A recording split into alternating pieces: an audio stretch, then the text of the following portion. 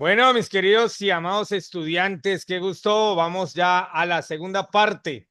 Ya es una profundización un poquito más sobre el aspecto de nutrición. Bienvenido, mi querido nutriólogo Romario Martínez desde México a esta clase. Hemos tenido muchísimos comentarios en el chat, muy buenos, muchos saludos y agradeciéndole enormemente. Entonces, maestro Romario, podemos entrar ya en materia.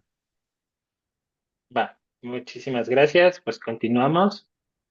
Estamos sobre el tiempo encima, pero voy a tratar de apurarme un poquito más. Vamos a hablar del tema de las proteínas, ya en un contexto un poquito más acerca del rendimiento, carbohidratos, y de ahí pasamos al tema de periodización nutricional. Si tienen alguna duda, con muchísimo gusto, vamos a continuar. ¿Qué es este tema de las proteínas? Es uno de los macronutrientes más populares y es precisamente los bloques de construcción que nosotros vamos a utilizar para poder crear esos músculos. Es muy importante entender que el tema de las proteínas no solamente se trata de músculos, no solamente se trata de el tejido muscular trabajando de alguna forma, es los aminoácidos, las proteínas también son utilizadas por todas las células. Entonces, entender que el consumo de proteína es para todos los órganos, para todas las células y no únicamente para la masa muscular, que es uno de los principales nutrientes por los cuales se consume.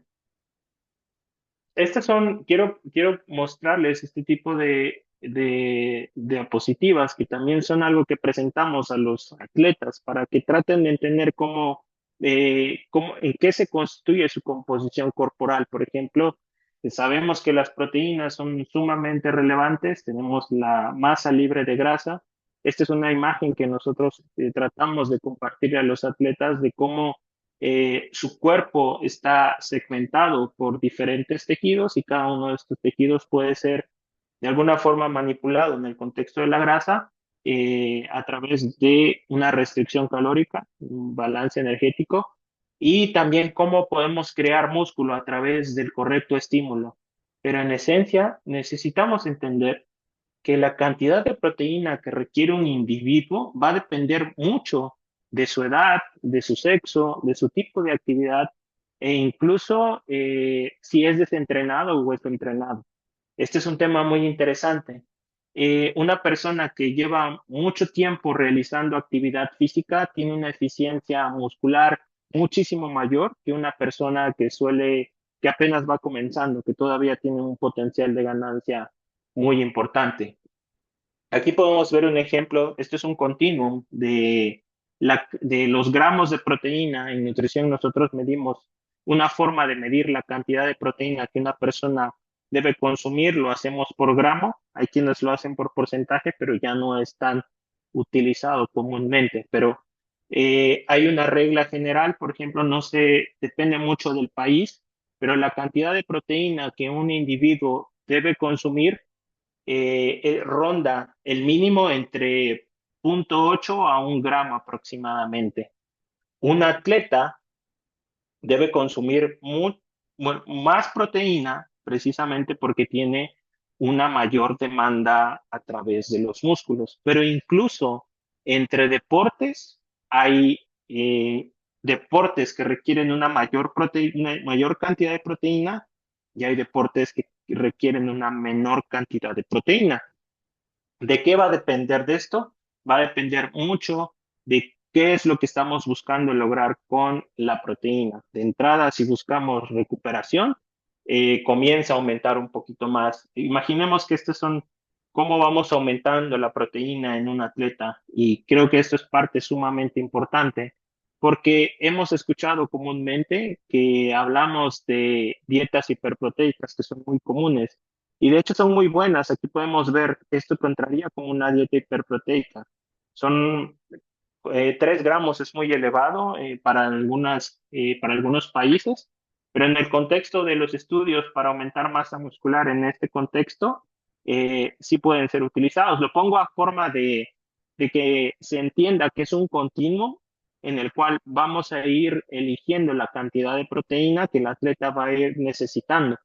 Como regla general, y lo vamos a ver un poquito ya más aplicado en la parte final, eh, mayor cantidad de proteína se traduce a una mayor saciedad, una mayor preservación de masa muscular en el contexto de una restricción calórica. Por ejemplo, ¿quién podría ser candidato a este tipo de alimentación? Un atleta que va buscando perder peso y busca mantener o preservar la masa muscular. ¿Dudas hasta aquí? Me las pueden escribir por ahí en el chat. Tengo una pregunta, maestro. Si Así le la doy ver. genética cumple algún papel importante. La genética en el contexto de la cantidad de proteína o en el contexto de la masa muscular. Masa muscular. Sí, definitivamente la genética va a determinar muchísimo de la cantidad de masa muscular de un individuo, pero también la parte del entrenamiento. Pero sin duda alguna, algunos individuos ya nacen con una programación diferente que pueden ganar masa muscular muy fácilmente, por ejemplo, y está el otro lado del espectro. No sé si ustedes logran recordar a un atleta que le cuesta mucho trabajo subir de peso, a un atleta que comiéndose la vaca entera todavía pierde peso. Y esto es algo que se le conoce como hard gainers, como ganadores difíciles. Eh, y está determinado de alguna manera por el tema de la genética. Pero incluso, por ejemplo, esta asociación que hay con los individuos que les cuesta trabajo ganar masa muscular, podemos ver que tienen metabolismos relativamente elevados. Hay comportamientos por ahí muy interesantes que van a determinar el potencial de ganancia de masa muscular de un individuo a otro. Eh, Cosas tan sutiles como podría ser seguro conocen a alguien que se mueve mucho o que mueve mucho los pies. En algunas personas eso podría implicar gastar 200 calorías aproximadamente. Entonces, en el contexto de la alteración de la composición corporal, en el contexto del aumento de la masa muscular, son múltiples variables, pero definitivamente determina mucho lo que es la genética en este sentido. Eh, por aquí creo que... ¿Esto quiere decir que hay otra persona con la mano o es la misma? No, es otra persona, pero ahorita vamos con ella. ¿Ya terminó Ok, aquí? sí. Dame un momento. Profe Ana Milena, tiene la palabra. Sí, profe, es una consulta con respecto a lo de las proteínas. A nosotros nos han indicado que antes de una competencia para el patinador, les indiquemos que no consuman carne roja como proteína, que la reemplacen por pescado, atún, pollo. Y durante la competencia igual, debido a que la carne se demora más en ingerirse. Quisiera saber si eso, bueno, nosotros aquí en Colombia pasamos por todos los pisos térmicos. ¿Eso se debe de trabajar para las competencias en todas partes o hay algunos sitios, algunos puntos que según el clima, el deportista pueda consumir carne roja antes y durante la competencia o es preferible no consumirla? Gracias. Yo lo abordaría más desde el punto de vista de proteínas de fácil digestión. Eh, yo no creo que haya problema que consuma carne roja a menos que haya otra indicación. Pero si me lo preguntan, yo sí trato de buscar que los atletas cuando están en competencia tengan formas más nobles de proteínas de fácil digestión. Esto es algo muy interesante porque incluso podría ser la recomendación de que sí pudiera consumir carnes rojas. Ahí depende un poco más, pero viéndolo desde un punto de vista de digestibilidad, pues sí podría suceder. Pero aquí depende mucho también del tipo de atleta. Esto es, creo que algo que debemos considerar. No he tenido la fortuna de trabajar con patinaje aún, pero sé que también hay individuos que tienen ciertos patrones alimentarios que pueden comerse el mundo entero y no hacen un rendimiento increíble. El otro día me pasó un atleta que corrió, la primera vez que trabajé con un atleta que corrió 100 millas, antes de correr las 100 millas, comió tacos de un guisado que hacen aquí en México, y logró ganar la competencia. A esto con lo que voy es el estómago, si puedo dar una recomendación un poquito más específica a esto, es que el estómago del atleta se entrena y se entrena de una forma que los entrenamientos a lo largo del ciclo son una oportunidad para ir entrenando lo que va a ser la competencia real. Entonces, aquí hay algo que se llama el entrenamiento intestinal y es algo que nosotros podemos ir cuidando de muchos aspectos. No sé si a alguno de ustedes aquí les ha pasado que cuando van a competencia o viajan con los atletas, más de uno se llega a enfermar. Y es un tema donde el cambio de la alimentación, sobre todo el tema de la microbiota, puede llegar a afectar. Pero no sé si ha respondido tu pregunta, pero si me lo preguntas a mí, el tema de la digestibilidad sí puede mejorar, pero es un tema un poquito más, al menos yo creo que más de elección de la persona. No sé si lo ves así.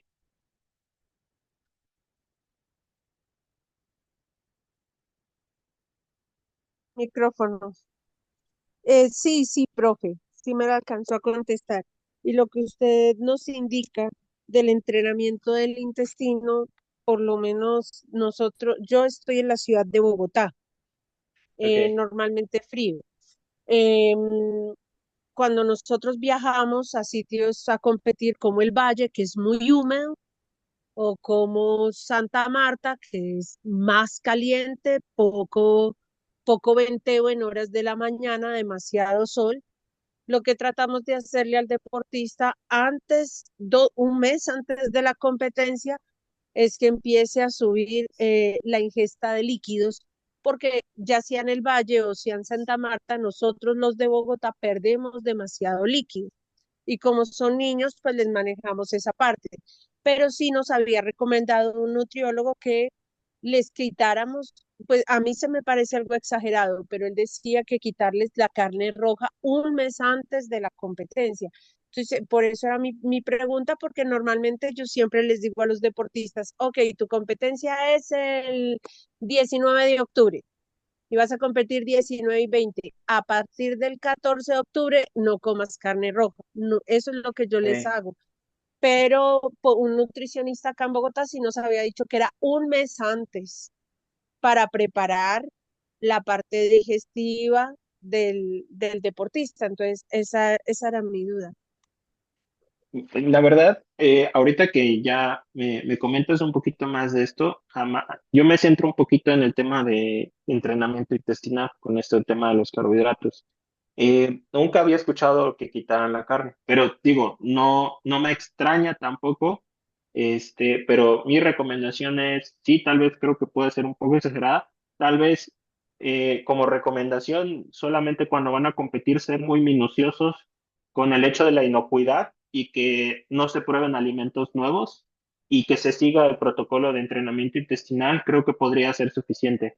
Este, estar anticipados en ese sentido. Pero bueno, ya yo no estoy seguro de que haya un sustento de eso, pero podría equivocarme. Entonces sería cuestión de checarlo, pero creo que no.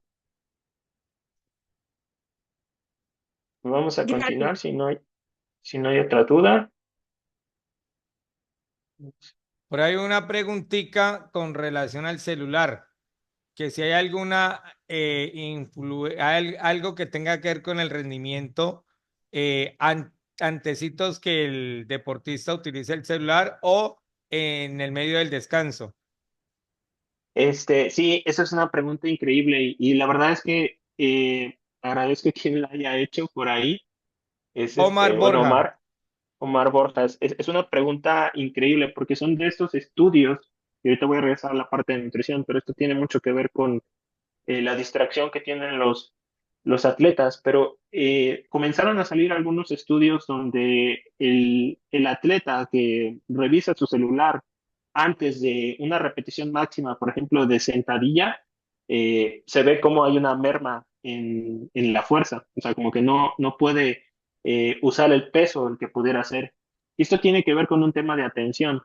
Y realmente no soy experto en el tema, pero sé que están estos artículos donde se asocia el uso del celular a un mal rendimiento. Y tiene todo el sentido del mundo, al menos ya aquí metiendo un poco de mi cosecha, yo veo a mis atletas que están desesperados a veces por subir la historia donde están entrenando y no tanto por el entrenamiento. Y aquí es donde yo les digo, o sea, es un tema bien interesante, sobre todo en niños, porque en niños también ya comienza a haber un uso del celular y la atención de los niños para las instrucciones cada vez es más limitada. Estos estudios, ¿qué atletas? Al menos estos estudios que son preliminares, porque tampoco he visto tantos, demuestran que el uso del celular antes del entrenamiento o antes de una prueba merma el rendimiento. Y creo que eso que comentas, que también entre entrenamientos también puede significar una merma al rendimiento. Donde sí les puedo decir que hay un tema muy interesante y que vale la pena recomendar a nuestros atletas que no se duerman viendo el celular antes de ir a la cama o no estén con el celular antes de ir a la cama, es cómo desregula eh, los relojes biológicos que tenemos. O sea, al exponer nuestro celular a la luz a nuestra cara, tenemos esta interpretación por parte de nuestros sentidos que todavía es de día y se siguen produciendo hormonas relacionadas a la vigilia y no se produce una hormona que está relacionada a el sueño, que es la melatonina. Pero eso es un tema que creo que como nutriólogos y entrenadores creo que deberíamos abordar porque realmente es muy difícil controlar esa parte. Incluso nosotros mismos creo que es muy difícil controlar esa parte. Voy a continuar con proteínas. Esto creo que ya es mucho más puntual. Esto es parte importante, pero nosotros estamos en una constante degradación y síntesis. Los músculos están en una constante degradación y síntesis. Al igual que los músculos, algunos tejidos, algunos órganos también tienen su propio proceso de degradación y síntesis. Lo que hace la proteína es básicamente dar esa materia prima, que son, en este caso, los aminoácidos, que van a permitirnos la construcción de estos músculos o de estos tejidos que fueron previamente dañados. Es un equilibrio dinámico, constantemente se está degradando y constantemente también se está construyendo. Cuando sucede el entrenamiento o el rendimiento deportivo, en ese contexto, pues lo que vamos a esperar es que sí suceda una degradación, pero que la síntesis sea mayor. Y con eso nosotros vamos a tener lo que es un aumento de peso, que sería en este caso. La degradación es menor, la síntesis mayor, nosotros vamos a tener lo que se conoce como un balance positivo. Un balance neutro es cuando están, digamos que más o menos equilibradas, y un balance negativo es básicamente esta degradación, donde la degradación es mayor y la síntesis es menor. Y lo podemos ver en escenarios, por ejemplo, de pérdida de masa muscular, como un atleta que tiene, se le conocía anteriormente como tríada del atleta, pero actualmente se conoce como disponibilidad energética relativa en el deporte. Pero también podemos ver la pérdida de masa muscular asociada con la edad. Y aquí como comentario al margen, algo muy interesante, la mejor forma de preservar la masa muscular es básicamente con el entrenamiento. Entonces, la nutrición y el entrenamiento son la fórmula perfecta para poder maximizar lo que son las ganancias en diferentes espectros, pero uno de ellos en un contexto tan importante como es el del envejecimiento saludable. Aquí tenemos un esquema. Les recuerdo mucho que no nada más se tratan de proteínas musculares, que son estas, la actina y la miosina, que son sumamente populares, sino también las proteínas mitocondriales, que son las que podemos tener aumentadas o las que aumentan cuando tenemos una carrera de 10 kilómetros, por ejemplo. lo que se aumenta ahí, lo que podemos ver de alguna forma un incremento en la síntesis son precisamente en estas proteínas mitocondriales. También en las proteínas miofibrilares, pero esto quiere decir que el músculo cuando corro 10 kilómetros va a tener una mayor adaptación en las mitocondrias, pueden aumentar de tamaño, pueden dividirse, pero tiene que ver con la especificidad o el tipo de modalidad de entrenamiento que se lleva a cabo. Y también tenemos síntesis de proteínas de colágeno. Este es un esquema que a mí me gustaría presentar en este contexto antes de pasar a lo que sería la transición de carbohidratos y hablar un poquito más de los carbohidratos dentro del contexto de el rendimiento. Eh, no sé si conocían esta pirámide, por ahí si alguien me puede poner en el chat si conocían ya esta pirámide. Es una pirámide muy famosa, pero luego, este, eh, creo que sí se sigue viendo, ¿verdad? Ok. Esta es una pirámide que es hecha por un doctor que se llama Eric Helms, y creo que se me fue un poquito la cita, pero Eric Helms es quien logró ayudarnos a hacer este constructo, esta idea, de alguna forma, de las variables dentro del rendimiento relacionado al aspecto nutricional que son más importantes. De entrada tenemos lo que son las calorías, de ahí siguen los macronutrientes donde entran los carbohidratos, las proteínas y las grasas, de ahí siguen la frecuencia de comidas, de ahí sigue el nutrient timing, que es el uso estratégico del consumo de carbohidratos antes, durante o después del entrenamiento, y tenemos el tema de suplementación. Con este tema de suplementación, pues es de alguna forma lo que está hasta la cima es lo que menos contribuye al rendimiento y lo que está hasta abajo es lo que más contribuye al rendimiento. O sea, si mi atleta no consume suficientes calorías, pero toma un suplemento, lo más probable es que no vea resultados, porque lo que más contribuye a mejorar el rendimiento son la base, que serían las calorías, un correcto aporte energético por parte de los alimentos, pero también una correcta distribución de macronutrientes, una correcta cantidad de proteína y una correcta cantidad de carbohidratos y grasas y aparte los micronutrientes. No sé si alguna vez han escuchado cuántas comidas tengo que realizar en el día. Si 3, 4, 5, 6, 7 más veces tengo que hacer ayuno. ¿Ustedes qué creen? Qué es lo más importante? ¿Más veces al día? ¿Menos comidas al día? Por ahí si alguien puede comentar algo.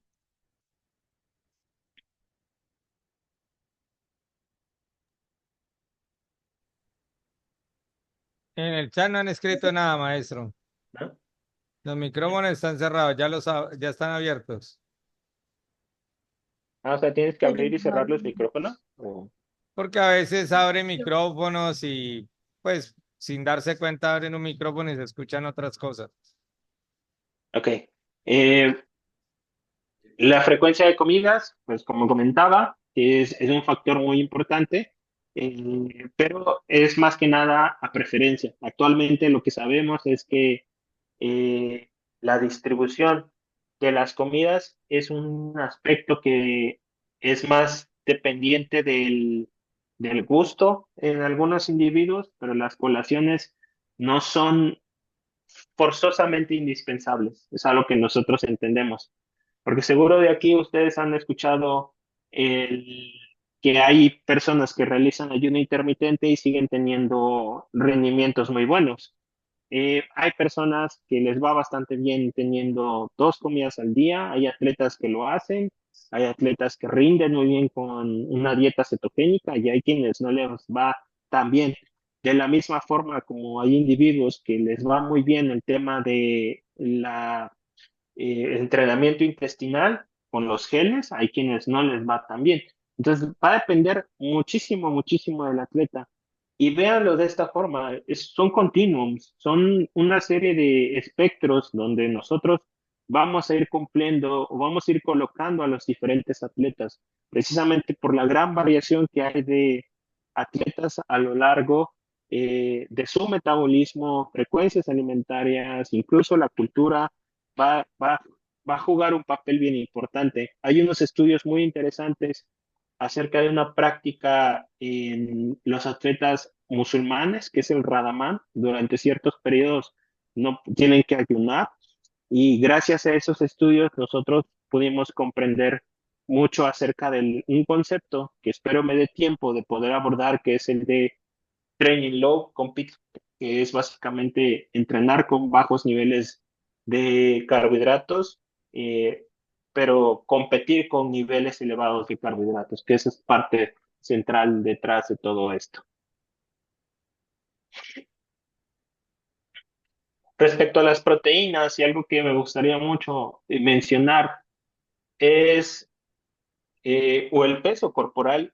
No toda la proteína o no todas las modificaciones que se hacen respecto al peso necesariamente son relacionados a aumento de masa muscular. Por eso es bien importante tratar de cuantificar, ya sea con antropometría, con bioimpedancia, son herramientas que pueden tener de alguna forma buenas mediciones, siempre y cuando se trata de hacer como con el mismo aparato. Pero bueno, es muy importante entender que lo que nosotros vamos a buscar en la mayoría de los casos con los atletas es tratar de maximizar la masa muscular y minimizar de alguna forma la grasa corporal.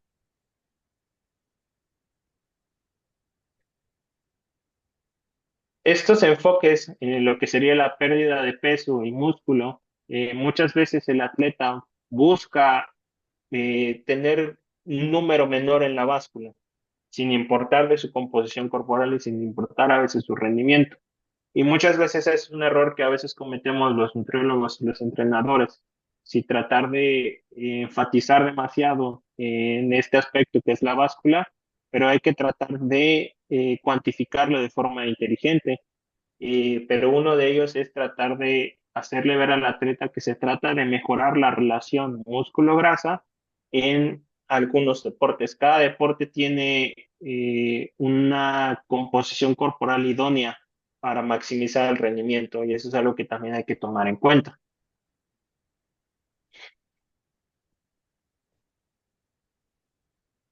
¿Preguntas hasta aquí respecto a las proteínas? Un momento a mirar. Bueno, espera,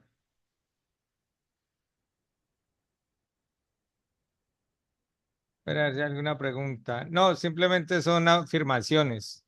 Por ejemplo, la profe Paola Ibargüen nos dice, lo importante es cumplir con el requerimiento calórico diario según el objetivo. ¿Ok? Depende del individuo, por aquello de la digestión. Sí. Lo importante es cumplir con el requerimiento calórico.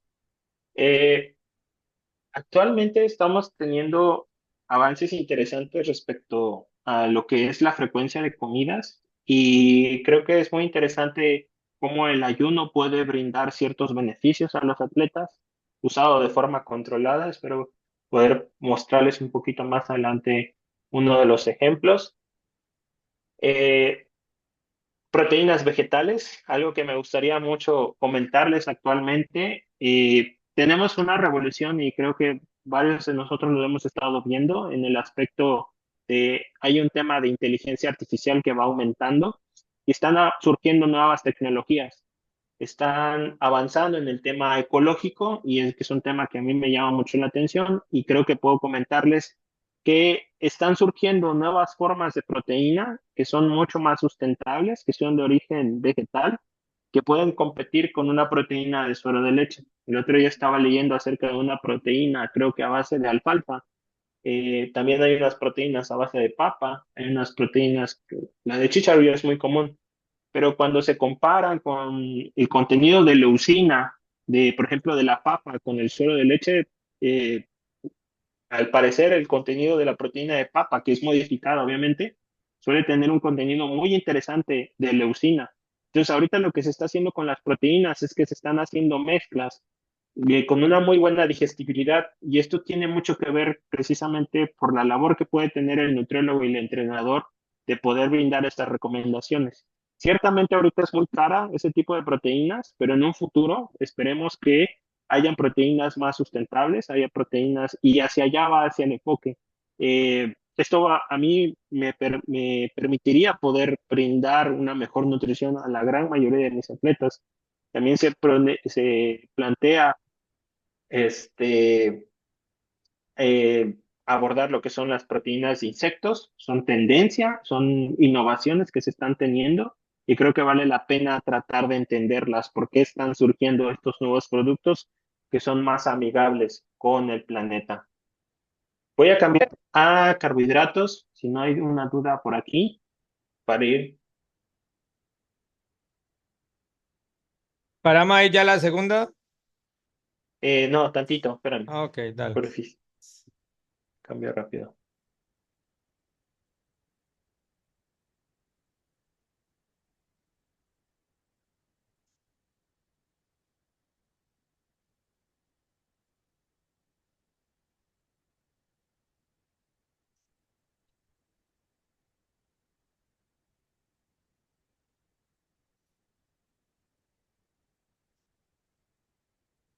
Eh,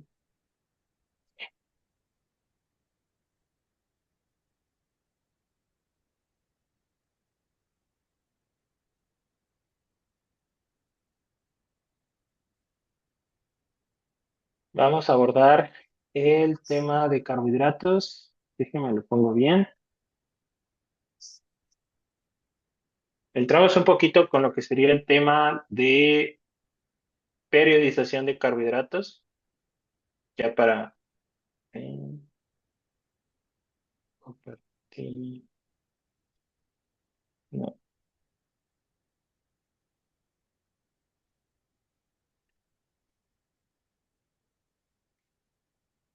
¿se ve, verdad? Sí. Ya se ve perfectamente, maestro. Ok, vamos a hablar un poco acerca del tema de carbohidratos. Vamos a tratar de aterrizar puntos relevantes. Pero básicamente estos son la principal fuente de energía en la gran mayoría de los carbohidratos. Centrados un poquito en este tema de la mejora del rendimiento. Seguro ustedes han escuchado acerca de estas nuevas tendencias de las dietas cetogénicas por ahí. Seguro han escuchado gente que las lleva a cabo.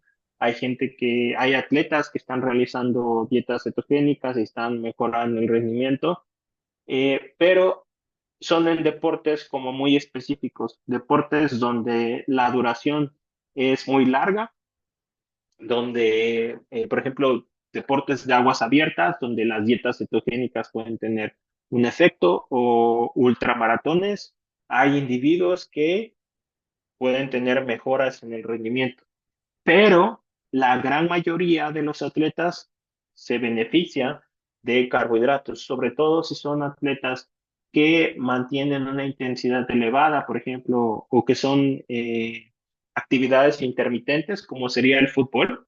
Ese podría ser un ejemplo.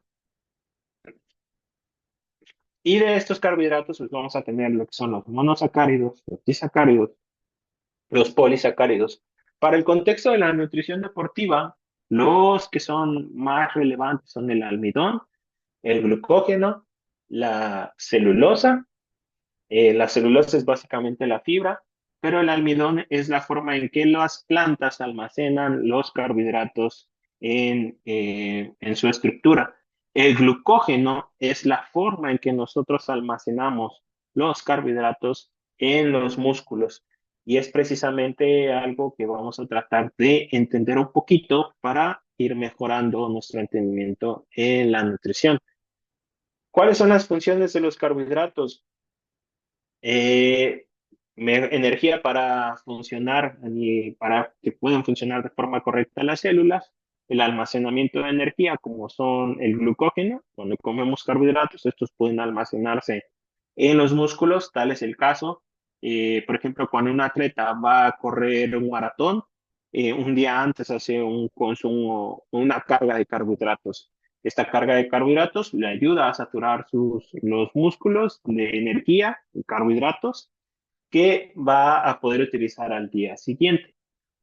Mejoran la función digestiva eh, a través de la mejora del tránsito intestinal, como sería por el consumo de fibra, pero actualmente sabemos que la fibra y las fibras provenientes de diversas frutas y diversas verduras, cuando se combinan, o sea, cuando se consumen en su versión de alguna forma entera, o sea, yo me hago una ensalada con estos vegetales o me hago una ensalada de frutas con estas frutas, eh, la matriz de la fibra es beneficiosa. No es lo mismo tomar lo que es la fibra en polvo y disolverla. Al parecer hay un beneficio en las matrices de las fibras dentro de las frutas. Cuando a las fibras de la manzana, por ejemplo, le hacemos zoom con el celular, bueno, en una imagen que se pueda ver, podemos ver una red intricada de fibras y esas fibras son muy beneficiosas para el organismo, sobre todo para la microbiota. Entonces, probablemente ustedes puedan decir, ok, me estás diciendo que es beneficioso comer fibra para mí. Y sí, pero ahorita sabemos básicamente por qué. Porque dentro de esas fibras hay sustancias y fitonutrientes que ayudan a la microbiota y ayudan a desinflamar al individuo. Entonces, yo podría ahorita hablarles de carga de carbohidratos, geles, eh, digestibilidad, índice glucémico, carga glucémica, pero muchas veces al final la chamba que tiene el nutriólogo, el trabajo que tiene el nutriólogo y al final a veces se reduce a que mi atleta tenga que consumir un poco más de fibra para que pueda ir al baño y no tenga esta inflamación durante la competencia. Son cosas, a veces a mí me gusta tratar de mantenerlo de esta manera. Tratar de mantener la nutrición simple para los atletas es algo que he aprendido con el tiempo. Eh, Tratar de simplificarlo lo más que pueda. Yo anteriormente debo confesar que sí era muy de cuantificar cada aspecto que es necesario en ciertos periodos. Por ejemplo, aquí hay personas que van a competir en culturismo. Bueno, se necesita mucha precisión en ese tipo de deportes, pero no siempre se busca la perfección. Hay periodos donde la dieta tiene cierto rango de error. Entonces, con todo esto nosotros podemos entender estos aspectos. Los carbohidratos también permiten la formación de moléculas. Por ahí en la célula hay unas moléculas de reconocimiento. Eh, Preservación Te puse de leer que proteínas. ¿Qué quiere el decir promedio esto? peso era tantos Cuando un litros y el baile era individuo tanto, eso suele sí no lo consumir puse leer. mayor cantidad de carbohidratos, suele de alguna forma tener un efecto protector sobre sus proteínas musculares, probablemente relacionado al excedente energético, pero sí, efectivamente, el consumo de carbohidratos tiene un efecto protector sobre las proteínas. Podríamos especular que podría ser también relacionado a lo que sería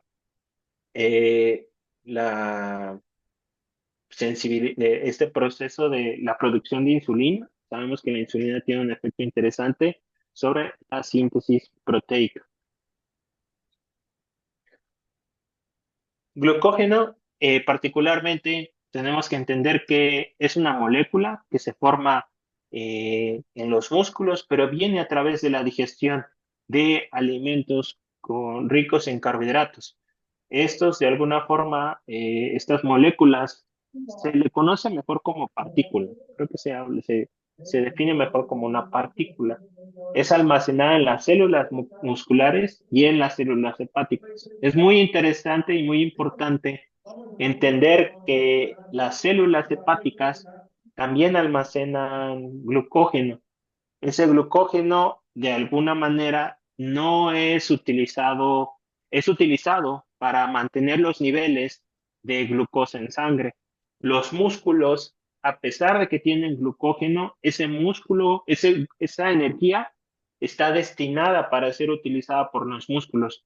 No es como que salga al torrente sanguíneo para cubrir otras tareas. Esa es una de las características muy interesantes que podemos contemplar que el glucógeno que entró al músculo es el glucógeno que va a ser utilizado por el músculo. En el caso del hígado, el hígado está encargado de regular todavía la glucosa, cosa muy importante y tratar de mantener los niveles estables, pero ¿qué podemos llevarnos de esta recomendación? Es que una noche anterior, si yo consumo carbohidratos, mis niveles de glucógeno se van a ver elevados. Una vez elevados, al día siguiente, de alguna forma se van a seguir manteniendo. Lo único que yo tendría que hacer, tal vez, sería consumir cantidad pequeña de carbohidratos para llenar mis niveles de glucógeno hepático. Esa es una de las formas en las cuales nosotros podemos trabajar con los atletas entendiendo qué hay detrás de el glucógeno muscular. Ahora, ¿por qué habría yo de hacer que mi atleta cene más carbohidratos en la noche y darle un snack pequeño en la mañana de carbohidratos? Porque para mí es una norma que gran parte de mis atletas, a pesar de que lleven el entrenamiento intestinal y todo esto, les cuesta mucho trabajo a veces comer a primera hora del día o muy temprano. Entonces, hay algunos estudios que aprueban o que apoyan esta noción de que consumir carbohidratos la noche anterior va a mantener los niveles elevados de carbohidratos a primera hora del día, sobre todo si el entrenamiento es precisamente a estas horas. Solamente necesitamos un snack un pequeño, precisamente para mantener los niveles de glucógeno hepático. También se encuentra en otros tejidos, como son el músculo liso, el corazón, riñones, cerebro. Tenemos glucógeno en varias partes. De hecho, hay varias formas de glucógeno, pero nosotros nos podemos quedar con que esto es parte fundamental para el rendimiento. ¿Dudas hasta aquí? No hay, maestro. Me estoy apurando. Estoy apurando. A ver.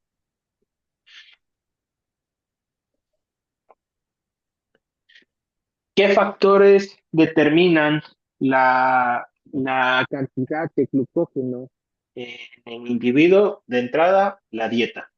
Individuos con un mayor de consumo de carbohidratos van a soler tener mayor cantidad de glucógeno en los músculos. De hecho, algo aquí un punto muy importante es que se menciona que la masa muscular es una forma, un reservorio de energía, un reservorio de glucosa de alguna forma. Eh, Está un poco confuso, pero individuos con mayor masa muscular van a poder manejar mejor cantidades elevadas de glucógeno, de glucosa, y esto tendría un beneficio a nivel metabólico, o sea, cualquier exceso de alguna forma lo podemos controlar. Digo, tampoco hay que abusar de esto de tengo masa muscular y la cantidad de glucosa la voy a poder manejar, pero ciertamente una persona con una mayor masa muscular suele tener mejores niveles de glucosa y sobre todo si hace ejercicio. Eso es como el punto interesante cuando podemos ver que los músculos también son un reservorio que puede ayudar a controlar los niveles de glucosa y puede tener repercusiones a nivel metabólico. El nivel y el tipo de entrenamiento son muy importantes. Individuos con mayor carrera deportiva obviamente van a estar asociados a un mayor aumento de masa muscular o mayor experiencia, pero también el tipo de entrenamiento. Eh, Hay individuos que van a tener que necesitar una mayor carga de carbohidratos, por ejemplo, un maratonista, un triatleta, alguien que va a hacer un Ironman, va a necesitar grandes cantidades de glucógeno, grandes cantidades de carbohidratos.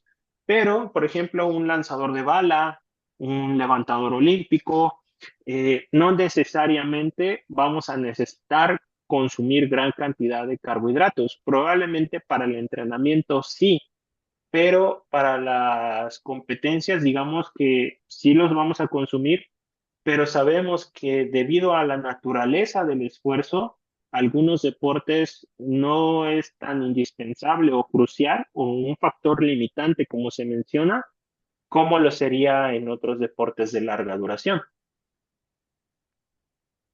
Aquí, de la pregunta que me hizo el doctor, comparación entre índice glucémico y carga glucémica en atletas. El índice glucémico mide la velocidad con la que los carbohidratos en los alimentos aumentan los niveles de glucosa en sangre. Esto es una especie, de alguna forma, va a permitir seleccionar los alimentos que ofrecen una rápida energía antes o después del ejercicio. Precisamente, voy a regresar, creo que ahorita regreso a esta.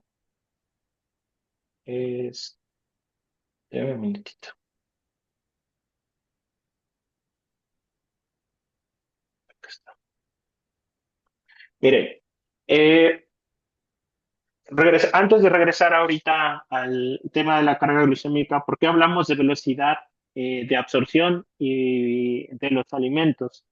Cuando nosotros hablamos de un alimento con un alto índice glucémico, quiere decir que se va a digerir y se va a absorber de alguna forma con una mayor velocidad.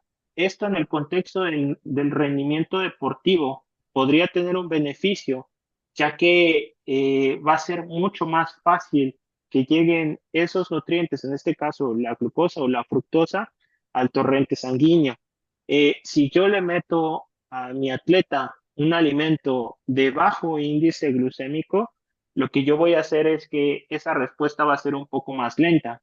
Hay que jugar un poquito con ciertos alimentos porque hay atletas que pueden verse afectados cuando consumen alimentos de alto índice glucémico muy cerca de lo que sería la competencia. Y eso puede causar algo que se conoce como hipoglucemia reactiva. Esa hipoglucemia reactiva pues puede ser como una especie de mareo, se van sintiendo cansados, básicamente baja la glucosa como una respuesta a este aumento súbito. Pero dejando atrás esto, la velocidad con la que nosotros vamos a consumir carbohidratos antes, por ejemplo, un gel deportivo tiene un alto índice glucémico. Antes del entrenamiento de la competencia, va a servir para subir, aumentar los niveles de este nutriente. Después de entrenar, creo que aquí tenemos esta diapositiva, después de entrenar, va a ser sumamente importante el consumo de alimentos de alto índice glucémico, sobre todo para aquellos individuos que necesitan reponer esa energía porque mañana van a tener una actividad física importante nuevamente, o para aquellos que tienen entrenamientos múltiples en el día. Es ahí donde nosotros podemos decir, consumir carbohidratos de alto índice glucémico ayuda al inicio a maximizar este nutriente y al final va a ayudar a propiciar la recuperación. ¿Cómo va a ayudar los carbohidratos a propiciar la recuperación? Va a tratar, de alguna forma, el músculo trabaja como con sensores. Tiene un montón de sensores que están monitoreando y cuando volvemos a llenar de carbohidratos a los músculos, ese es un sensor de alguna forma que se activa y asiste de alguna manera en la construcción o en la recuperación del músculo a través de la insulina, a través de toda esta serie de cascadas que van a desembocar en una mayor síntesis de proteínas, en un mayor ingreso de aminoácidos, si esto se acompaña con carbohidratos. Algo que es importante entender, ¿por qué el consumo de carbohidratos de alto índice glucémico después de entrenar, sobre todo en deportes específicos? Niveles de glucógeno están bajos, después vamos a suponer que estamos hablando de una persona que es un maratonista. Después de la competencia va a tener los niveles bajos de glucógeno. Tus células después del entrenamiento van a estar de alguna forma un poco más dispuestas a la apertura. Digamos que las puertas de la célula están más abiertas después de entrenar y esto es a lo que se le conoce como una mejor sensibilidad a los carbohidratos. Por default, o de cajón, tus células ya tienen la puerta abierta y eso va a facilitar aún más el ingreso de carbohidratos. Y si yo le doy un alimento de alto índice glucémico, todavía esto va a ser mucho más rápido.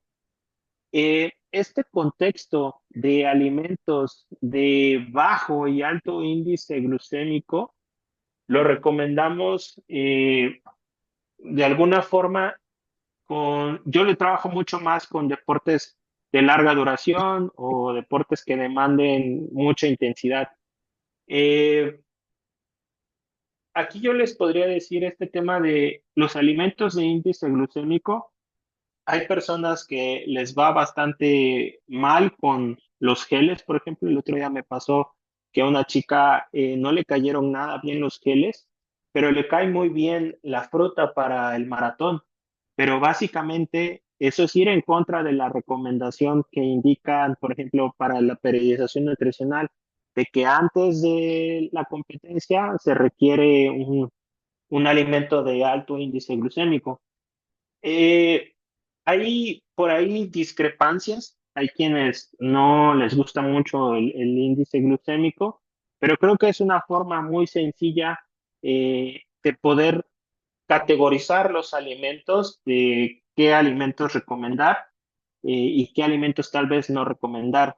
Por ejemplo, ¿qué otro tipo de alimentos no recomendamos antes de una competencia? Alimentos grasosos, alimentos con un gran contenido de grasa, y la razón es porque retrasan el vaciamiento gástrico, enlentecen el proceso de digestión, y lo que queremos en ese momento es facilitar el proceso de digestión, porque durante la actividad física, la sangre básicamente se redistribuye a los tejidos o a los músculos que se están contrayendo. De alguna manera, el cuerpo decide no enviar tanta sangre al estómago precisamente porque no es cuando están los músculos contrayéndose, no es precisamente un momento donde vamos a estar digiriendo alimento, a menos que lo entrenemos. Y aquí es donde viene la maravilla del entrenamiento intestinal. Este entrenamiento intestinal nos permite ir desarrollando la tolerancia para ciertos alimentos. Voy a, voy a avanzar un poquito más rápido. Ahorita nada más tengo 40 minutos. Si tienen alguna duda por acá, antes de regresar al tema de...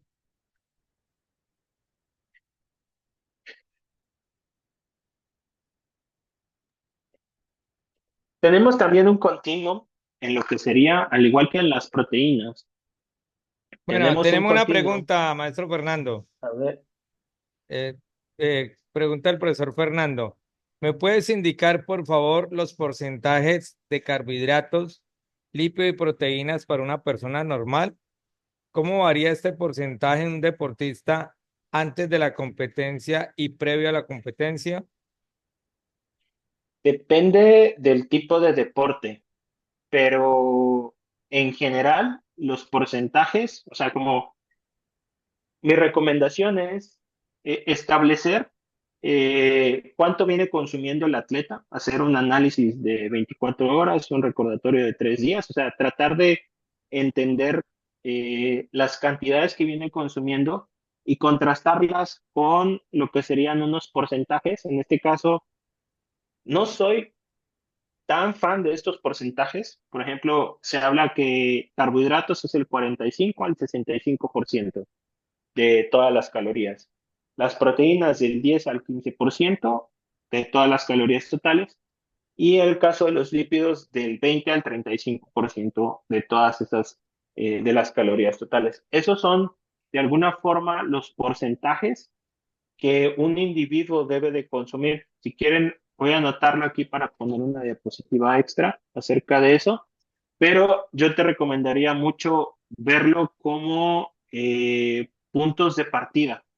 Estos 45-65% de carbohidratos que yo le asigno a mi atleta son un punto de partida que yo voy a ir autorregulando. Vamos a suponer que esos 65% de carbohidratos equivalen a 350 gramos de carbohidratos netos. Este, vamos a poner, vamos a 365 gramos de carbohidratos. Por ejemplo, 365 gramos de carbohidratos equivaldrían aproximadamente en arroz, en términos de arroz, a casi 1,3 kilos de arroz aproximadamente. Esa cantidad vamos a distribuirla en diferentes tipos de carbohidratos, ya sea frutas, ya sea un poco de las verduras, leguminosas, a lo largo del día. Contemplando únicamente esa variable por cuestiones de tiempo, nosotros vamos a tratar de monitorear el efecto de los porcentajes asignados. Algo que quiero que tomen en cuenta es que muchas veces estos números son recomendaciones que nosotros vamos a implementar, pero también vamos a tratar de entender cómo es que van a repercutir en el atleta.